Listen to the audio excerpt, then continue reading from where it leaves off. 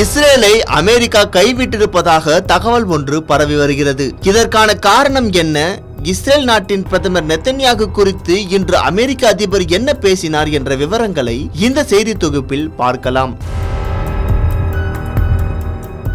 இஸ்ரேலின் தூண்டுதலின் பேரில் ஈரான் மீது அமெரிக்க அதிபர் ட்ரம்ப் கடந்த 4 மாதங்களுக்கு முன்பு தாக்குதல் நடத்தினார். இந்த தாக்குதலுக்கு பயந்து ஈரான் அடிபடையும் என்று நினைத்திருந்த நிலையில் ஈரானும் பதில் தாக்குதலை நடத்தி ட்ரம்பை அதிர வைத்தது. மேலும் அண்டை நாடுகளில் உள்ள அமெரிக்காவின் ராணுவ தளங்களை ஈரான் துவம்சம் செய்தது. ட்ரம்ப் தொடங்கிய இந்த போரின் காரணமாக அமெரிக்காவின் பொருளாதாரம் கடுமையாக பாதிக்கப்பட்டு விலைவாசி கடும் உயர்வை சந்தித்துள்ளது. தற்போது அமெரிக்காவில் வரும் நவம்பர் மாதம் அன்று இடைக்கால தேர்தல் நடைபெற இருப்பதால் போரை முடிவுக்கு கொண்டு வர வேண்டிய அழுத்தம் ட்ரம்பிற்கு உள்ளது.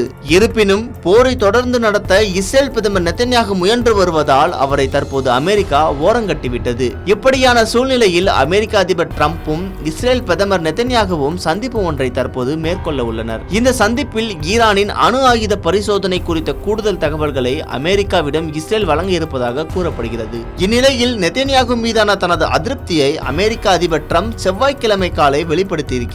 அதாவது, ஈரானில் என்ன நடக்கிறது என்று எனக்கு நன்றாக தெரியும். ஈரான் செய்வது பெரிய பிரச்சனை அல்ல.